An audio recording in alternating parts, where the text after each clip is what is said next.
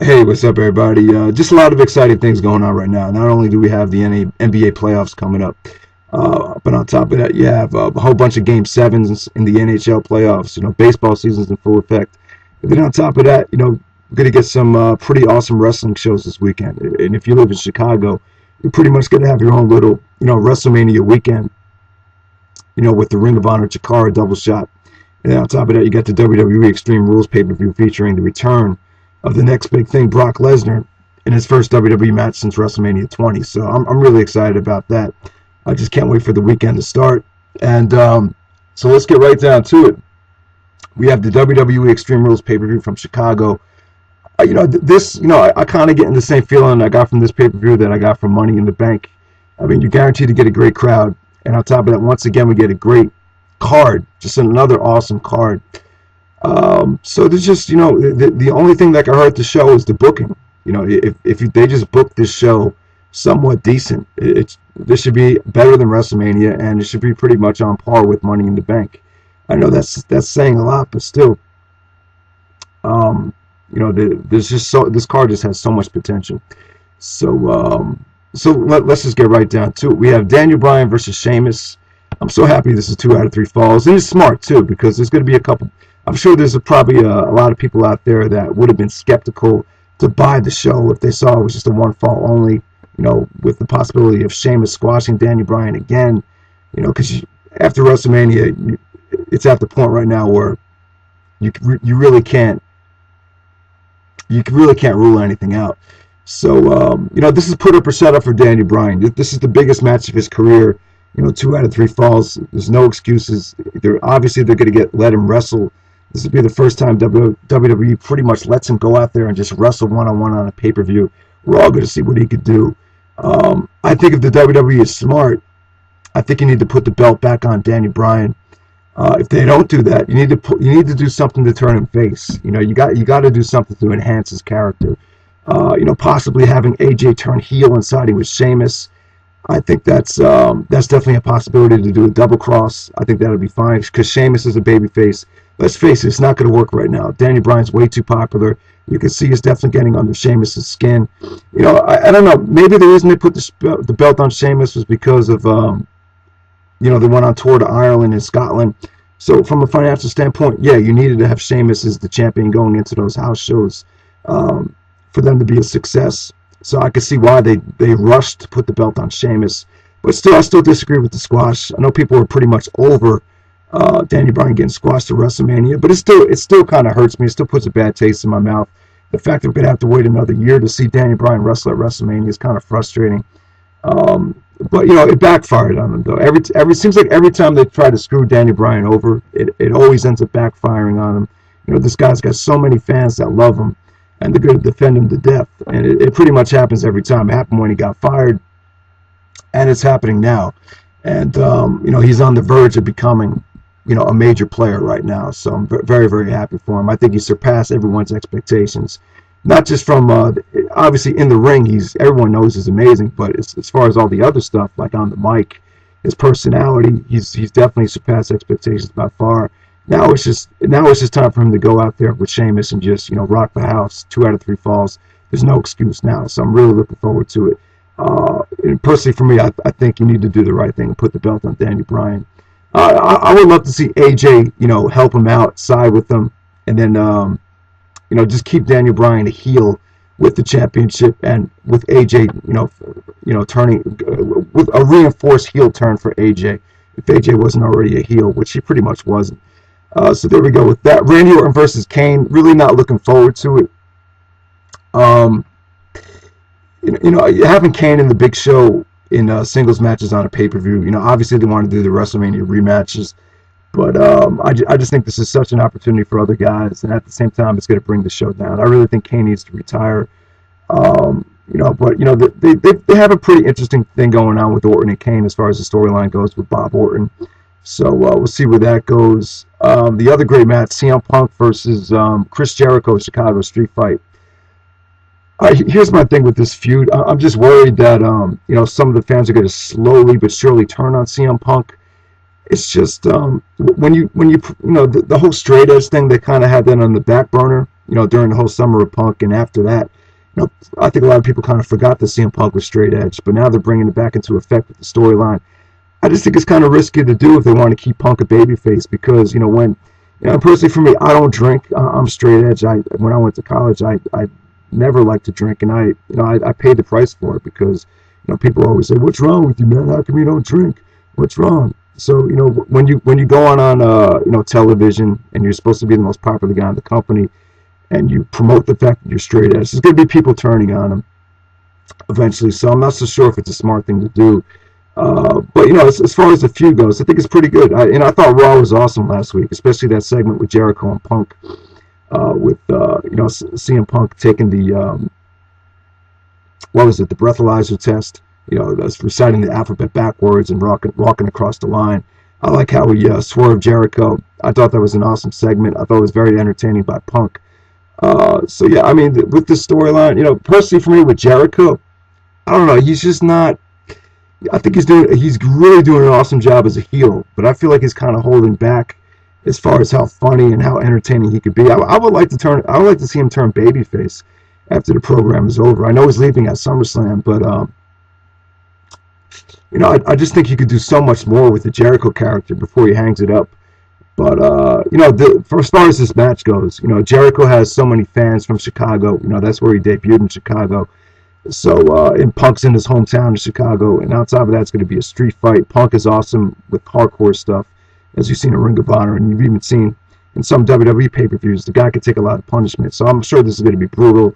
On top of that, you get some great wrestling, and then you get an awesome crowd. So I don't think it'll be split, but I think Jericho will definitely have some fans on his side. You know, I remember getting really excited in 2005 when Vince and Brock met WWE headquarters to talk about a contract. For whatever reason, they gave Lesnar a lowball offer, and it sort of fell through. I didn't think it would take 7 years for Brock to finally come back, but it's finally here. You know, there's just something about Brock Lesnar that just makes you excited. He definitely has the look.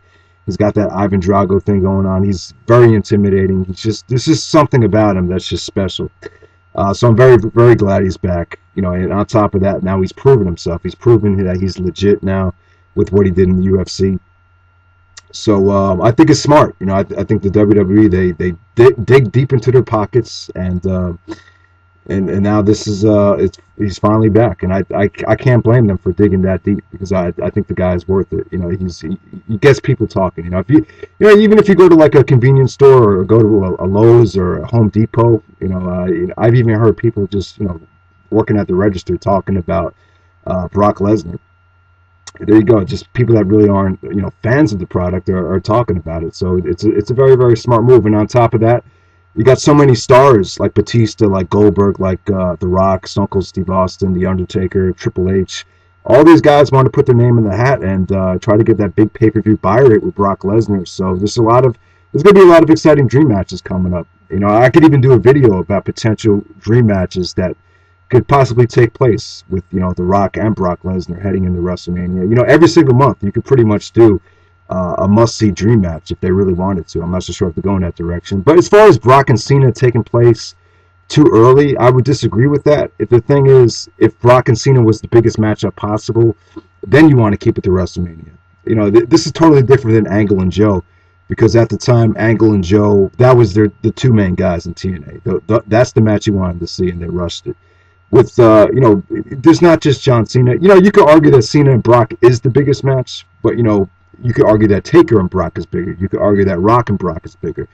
You could argue that Triple H and Brock is bigger, because we never seen it before. We've seen Cena and Brock at Backlash 2003, which was an awesome feud. This whole feud really didn't live up to its potential, because if you turn Cena heel and have him shoot on Brock, there's something about Brock that brings the best out of Cena on the mic, which is just, if you've seen that Backlash 2003 program, you know exactly what I'm talking about. But yeah, I thought Raw was fucking great last week. I know the 3 hours Raw is kind of dragged, but the main segments I thought were really awesome. I love Edge's motivational speech towards Cena, that had so much realism there, and I love the direction they're going with Brock. They're not.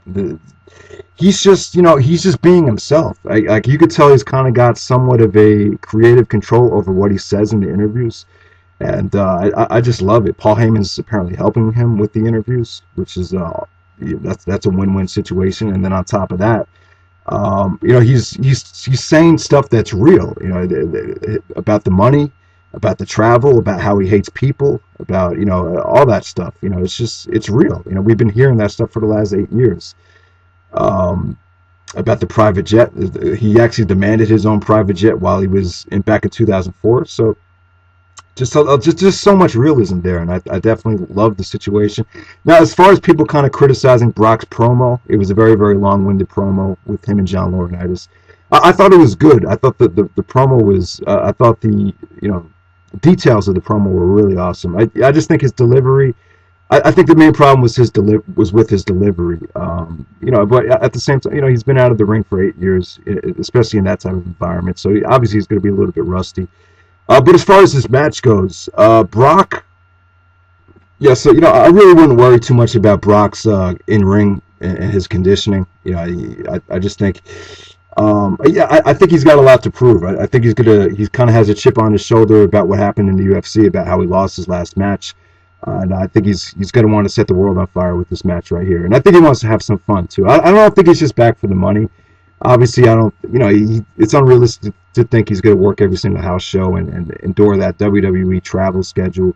That's not going to happen. But I think every once in a while, the dude just wants to have some fun every month. And that's what we're going to get. And I think, out of anyone, I think Brock really is tailor-made for the WWE style more so than guys like who really had a tough time adjusting to the WWE style, like a guy like Rob Van Dam.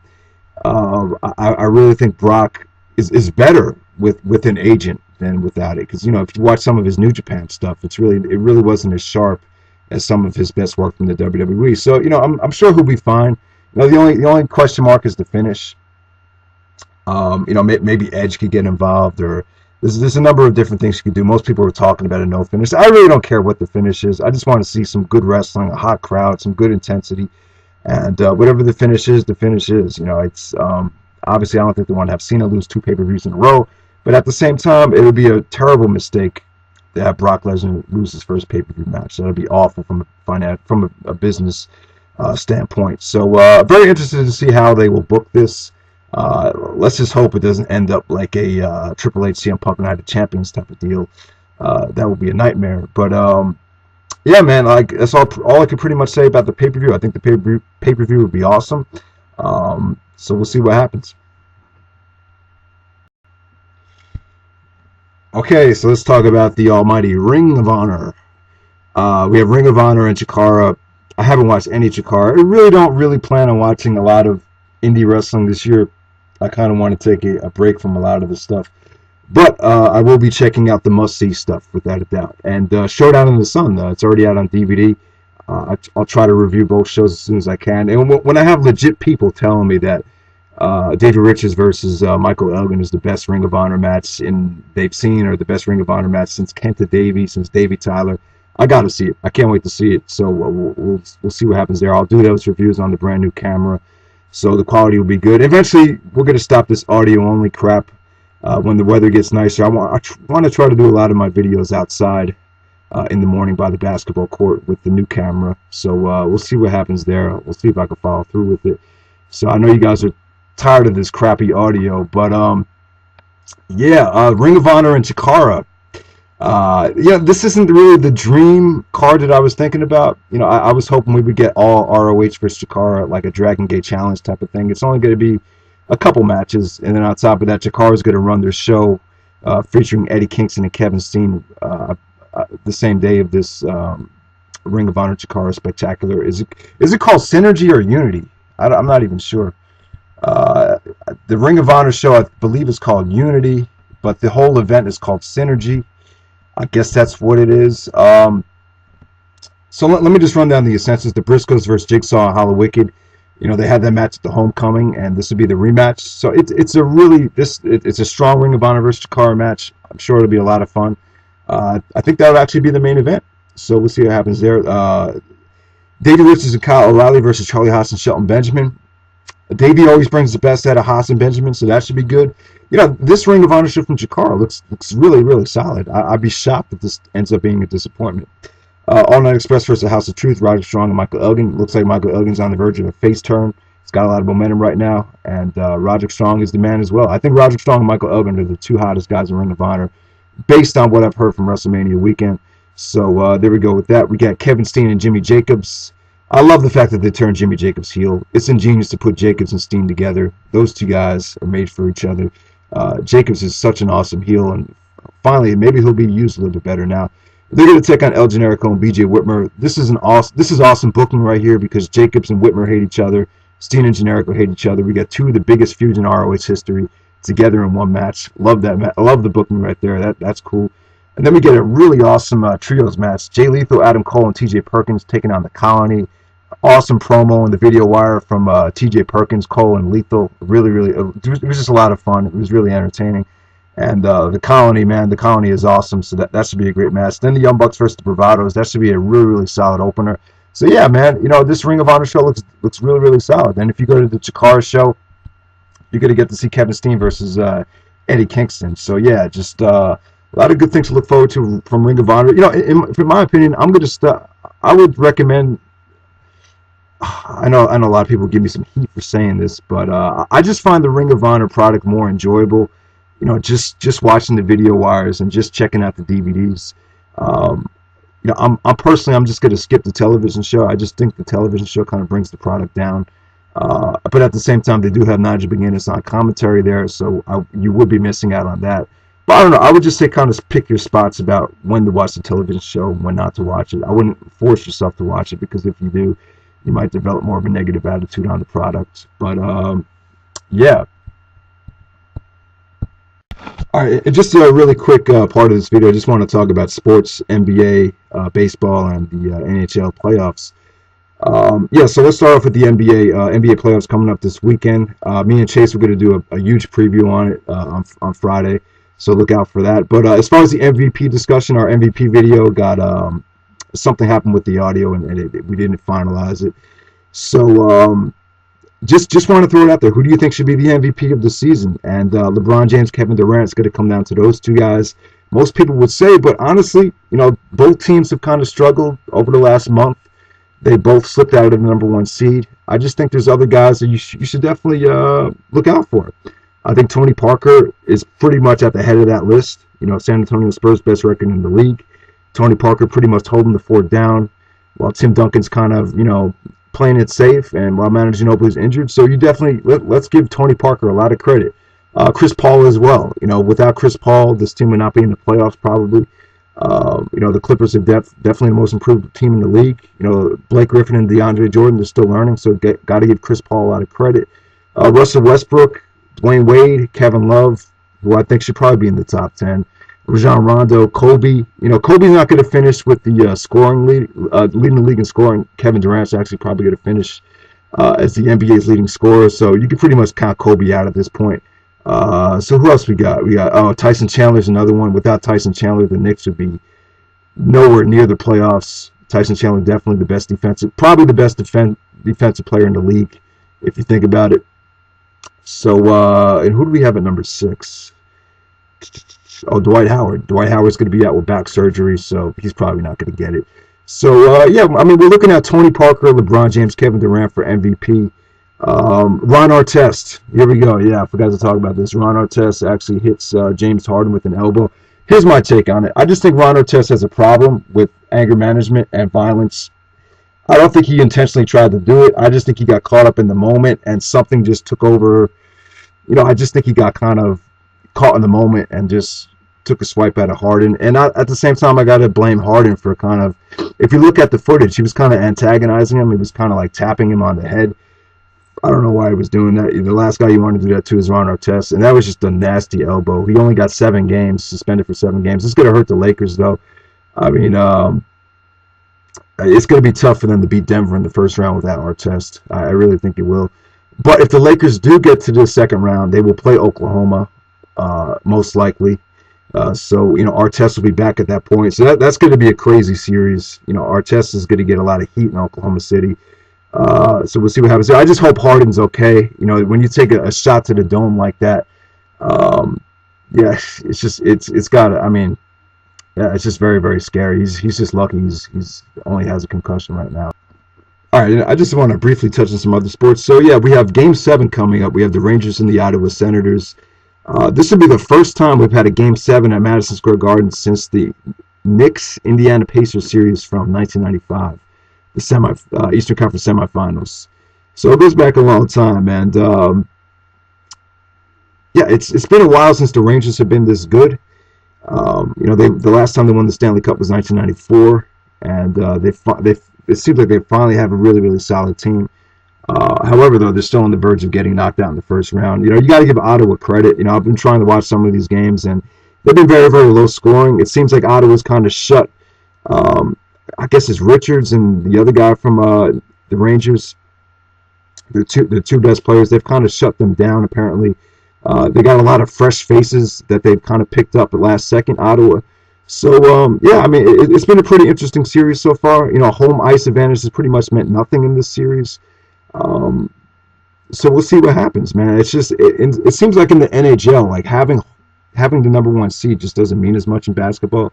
It's some in basketball or in the NBA, like the only time, like when the Knicks were the number 8 seed and they beat Miami, the Knicks really weren't the 8th seed. That was a lockout season, so it's totally different. But I don't know, in the NHL, I just don't think, I don't know, it just doesn't seem to hold as much weight as it does in some of the other sports. So it's really, really exciting. I think the Devils are going to a Game 7 as well. So we got some Game 7s coming up in the NHL playoffs. With baseball, this is the regular season right now. I'm trying to get back into it. It seems like Texas is on a roll. The Detroit Tigers are pretty hot right now. It seems like Pujols is really, really struggling. He's getting booed in Anaheim. I don't know. I just think when you have a contract like that, it's very, very stressful. When A-Rod, I think he has the same deal that A-Rod had, $250 million. Back in 2001, that's when A-Rod started taking the steroids because he felt the pressure to perform. So yeah, he's got to be going through a lot over there. The Yankees and Red Sox kind of off the slow starts, but they're kind of they're showing some signs. Bobby Valentine getting booed in Boston already. It seems like the Red Sox are off to a shaky start. With the Yankees, you got Andy Pettitte coming back. Really, really excited about that. I don't even know why Pettitte retired. He's the man in my opinion. He's only 40 years old too. I don't think that's too old. So I think he'll definitely be effective. I think the Yankees definitely need him. That guy Garcia and some of their other pitchers just aren't really impressing me. It looks like A-Rod is healthy. It looks like Jeter's off to a great start. So we'll see what happens there. Just I don't know. Just a really, really exciting time for sports. That's pretty much it. NBA playoffs coming up. Extreme Rules coming up. Just a lot of good things to look forward to.